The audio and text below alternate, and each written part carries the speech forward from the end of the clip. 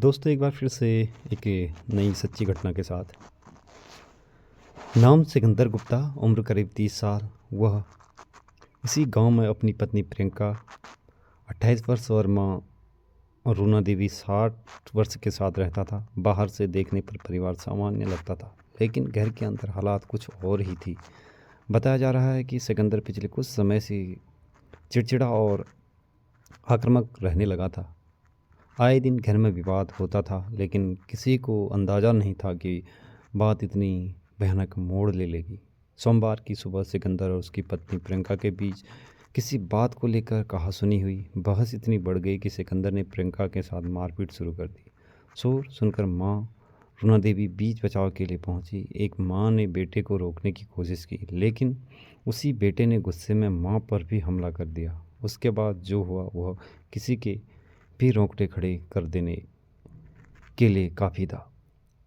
दोस्तों, इस तरह की सच्ची घटनाएं आप लोगों को कुछ सीख देती है, जागरूक करती है, तो चैनल को सब्सक्राइब ज़रूर करें। सिकंदर ने पहले लाठी डंडे से पत्नी और मां को बेरहमी से पीटा। जब दोनों ज़मीन पर गिर पड़ी, तब उसने ईंट उठाकर उसके सिर पर ताबड़तोड़ वार कर दिए। सिर कुचलने से मौके पर ही मां और पत्नी की मौत हो गई। प्रत्यक्षदर्शियों के अनुसार उसने मृतकों की खोपड़ी से मांस निकालकर खाने की कोशिश की। जब बाहर जुटी भीड़ ने उसे पकड़ने की कोशिश की, तो उसने मांस के टुकड़े भीड़ के पर फेंक दिए।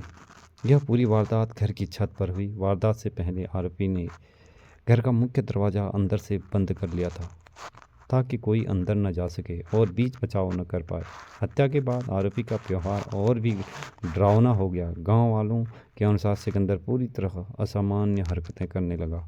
जब पड़ोसियों को कुछ गड़बड़ होने की आशंका हुई और भीड़ जुटने लगी, तब आरोपी ने उन्हें डराने की कोशिश की। हालात इतने बिगड़ गए कि गांव में अफरा तफरी मच गई।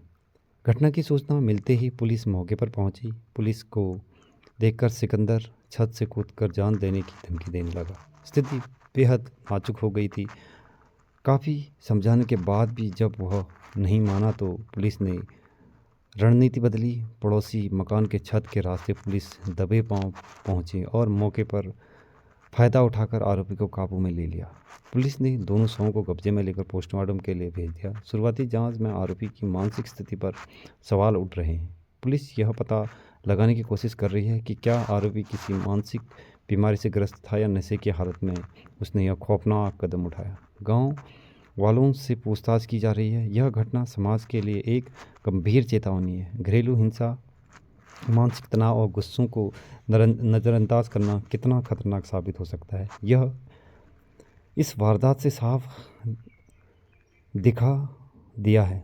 एक ही घर में मां और पत्नी की हत्या ने पूरे गांव को गहरे सदमे में डाल दिया है, और लोग आज भी यही सवाल कर रहे हैं, क्या इंसान इतना हैवान बन सकता है।